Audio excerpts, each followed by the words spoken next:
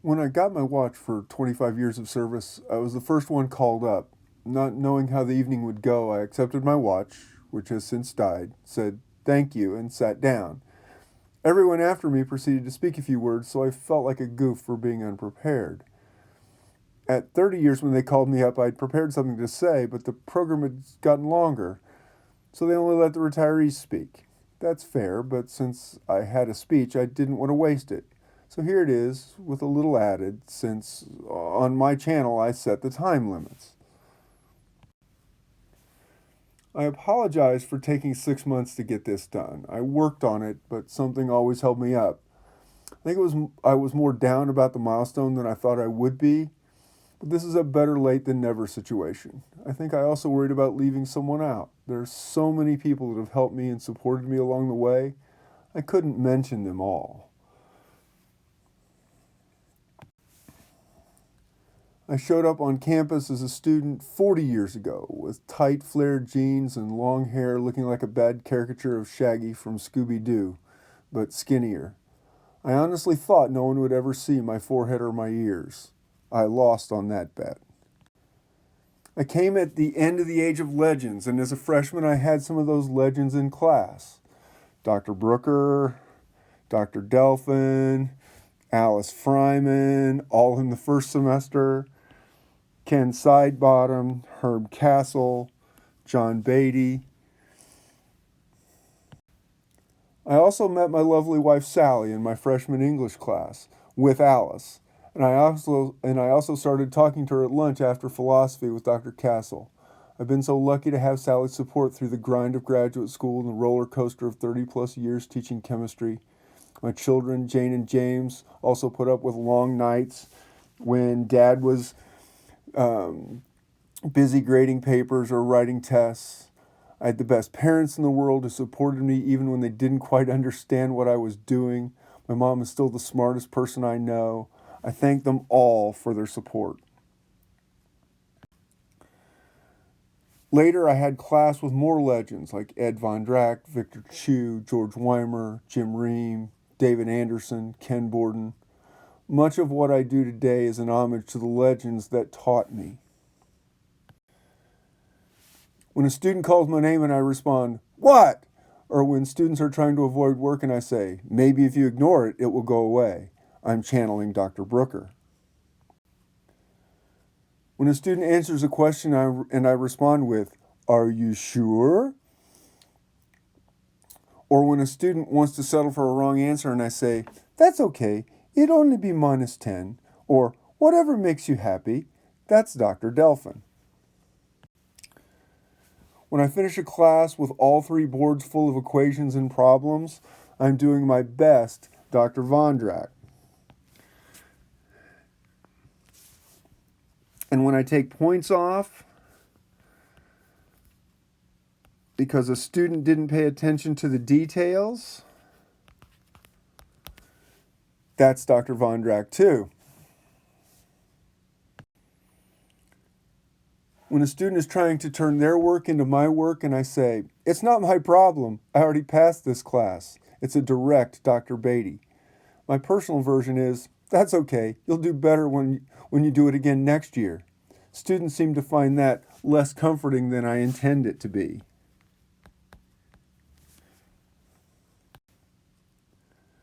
When I do math in my head by adding and subtracting logs, a process that students equate with magic, I'm doing Dr. Borden.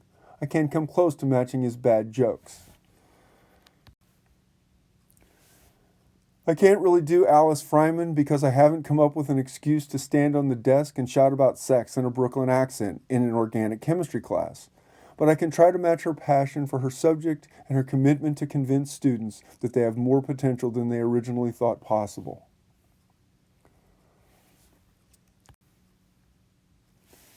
I'm grateful that not only did I have those legends as professors, but several of them became valued colleagues when I came back as a faculty member, and I learned something from each of them.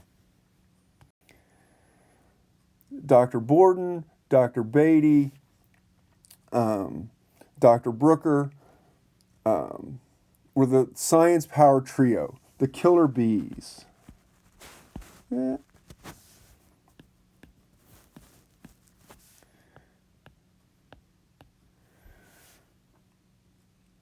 They were equally accomplished at terrorizing students, colleagues, and administrators.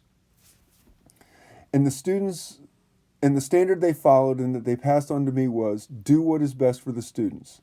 I know some of my colleagues think I'm annoying in meetings, but every time I stand up to speak, I'm hearing the bees in my ear, which in the case of the Dr. Borden is really annoying because he could just call me instead of creeping in my subconscious. The imaginary bracelet on my arm says, WWBD. What would the bees do?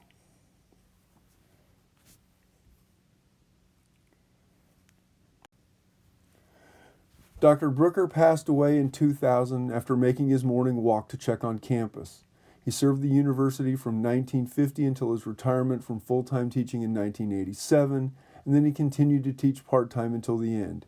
He was still scheduled to teach the following semester. I work in a wing of a building named after him. I might have replaced him on the organizational chart, but he never completely moved out of the office. So for 12 years, I was sharing his office. John Beatty passed away suddenly in June 2018. He came to the university from Seton Hall as chair of the biology department and modernized the activities of the department.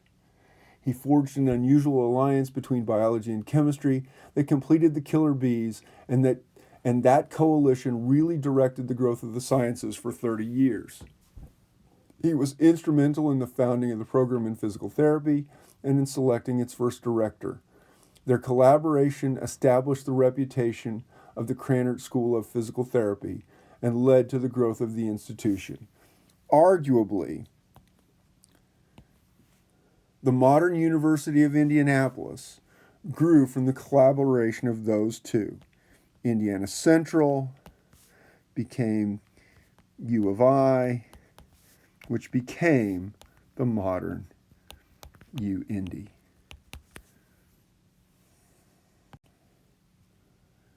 He gave me my first professional teaching opportunities as an adjunct faculty member in biology while I was still in graduate school. He was the first associate dean of the School for Adult Learning and served during its most successful period. He used his understanding of faculty concerns and processes to build faculty support and maintain curricular alignment for the adult programs. It was sad that someone so important to so many students and to the growth of the university passed away with so little recognition. It was even sadder that he and his family felt alienated from the university he served so well and so long. It was in Ken Borden's class that I first really flourished as a student. If Dr. Brooker was the pressure, Dr. Borden was the open space that you could expand into. Without his influence, I would have never been in position to go to graduate school. When I was looking for a faculty position, Ken worked to overcome resistance to hiring an Indiana Central graduate. Without his efforts, I never would have gotten the job that led me to carry on the direct legacy that I inherited from the bees. Ken Borden's commitment has been first and foremost to the students of Indiana Central College, Indiana Central University, and the University of Indianapolis. In class, Ken knew how to let students flourish. His style was minimalist. He taught through solving a problem as a group. Then everyone was forced to get involved. Ken's approach had the greatest effect on my teaching style. I've been learning from Ken Borden for 38 years as a student, as a new faculty member, as a colleague, and as a friend. I learned that teaching isn't about what is convenient and rewarding for me, but about what helps the students accomplish their goals. I learned that my main responsibility as a leader is putting together a good team and then letting them do their jobs. If the team is right, my main job is then to protect them from outside interference. I can't thank Ken enough for the opportunities he provided me and the things he taught me and continues to teach me. There's so many people to thank that I can't get to them all, but I have to mention Rex Sager, who first introduced me to the university when he was the principal of an elementary school in my school district, and Bill Bright, who welcomed me on that visit and who gave me a place to play basketball. Bill Keller came in and appreciated the effort of the skinny walk-on kid and kept me around for 4 years. And Dave Wood was a really good assistant coach, a really good mentor, and an outstanding teacher. Bill Borden was my graduate advisor and the fourth B in my scientific life. Bill was the patient mentor that I needed at that time. Under his direction, the potential recognized by the first three Bs was molded into a competent scientist. Bill focused on quality work over quantity, and every one of the papers coming from my graduate work made an important contribution to the understanding of the enzymology of alcohol dehydrogenases, everyone's favorite enzyme. In the end, Bill pulled award-winning research work out of me. Most important, Bill taught me how to communicate effectively as a scientist. Bill's lab was very relaxed, but writing and speaking about your work was serious business. Things that Bill taught me about the importance of structure and how to clearly communicate scientific ideas without clutter, I still think about and use daily.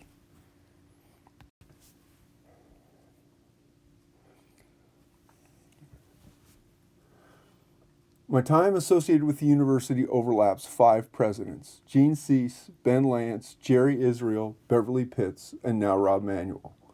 I've appreciated the efforts of all of them, but Jerry Israel served at an important formative time in my career.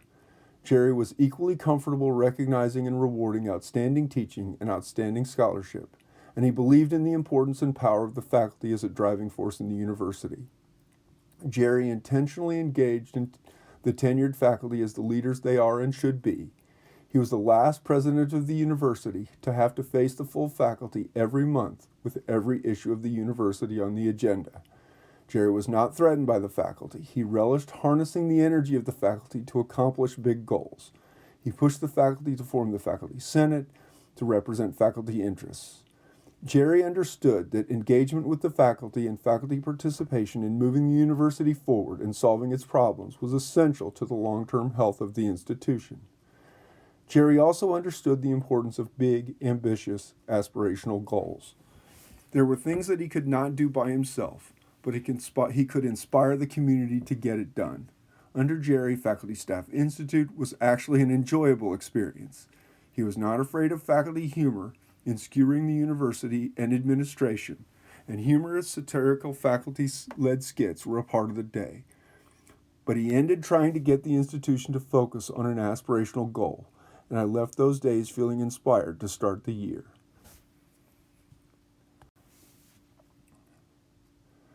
Lynn Youngblood was executive vice president and provost through much of the first half of my career. For a time, he was the only person at the university to have either vice president or provost in his title.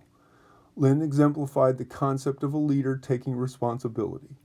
He felt responsible for the educational mission of the university, so he made sure that faculty hires had goals consistent with that mission.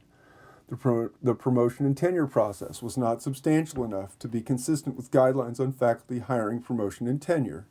So Lynn made sure that the university was always acting consistent with those guidelines. You could argue with Lynn as long as what you were arguing was about what was good for the students. He was really impatient with arguments based on nothing more than that's what other universities do, unless you could also make the good for the students argument.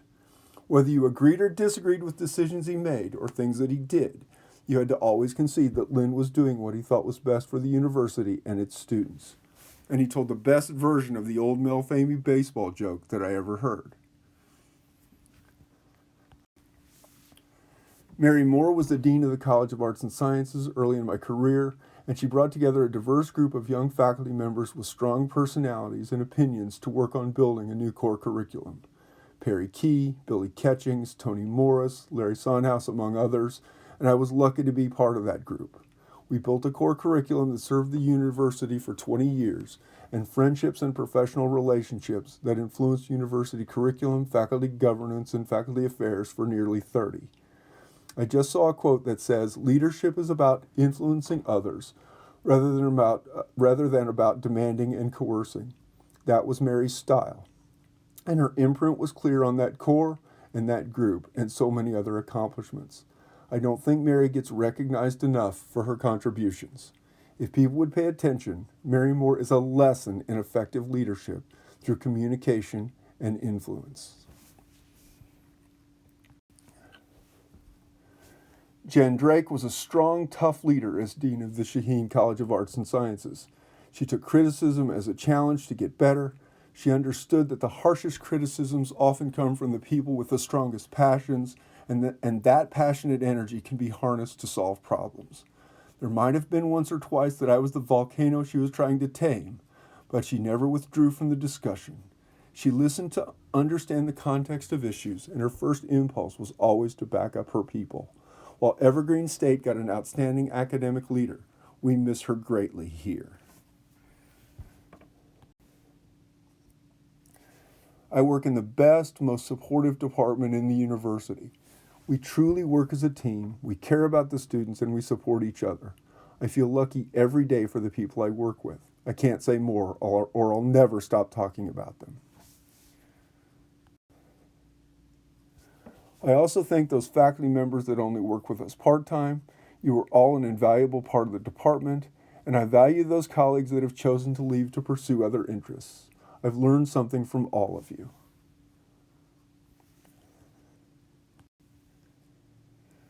At this part in my career, I reflect on my mentors, and I think about people like John Beatty and Alice Fryman and Charlie Guthrie. And I think if that's the kind of company I find myself in toward the end of my career, I can live with that. They each put their students ahead of themselves, and I use their example as inspiration every day.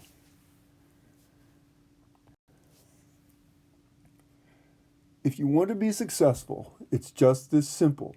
Know what you're doing, love what you're doing, and believe in what you're doing. I'm extraordinarily lucky that I get to do what I do. Whatever frustrations there are outside the classroom, once I walk through the door, once I'm in front of the students, I'm back in the place I should be. The students are the reason that I'm here. I thank the families that send their students to UIndy. I thank the former students that trust me to educate their children. That is such an honor. Mostly I thank my students. I've been blessed to be able to make them the focus of my career for 30 years. I can't name any without leaving out so many others. The students that went to professional schools and graduate schools, the students that got jobs, the students that have grown or growing families, and the students that are still pursuing their dreams. They are the reason that I get out of bed every morning and look forward to going to work. I've been blessed by their curiosity and growth, and I never take for granted the opportunity I have to work with them. Dr. Borden and I made a presentation years ago to a group of Eli Lilly executives. Our main theme was that, at a teaching institution, faculty members don't measure their success by numbers of papers or by counting research grants. Our success was measured by the success of our students. My students have made me more successful than I ever could have imagined.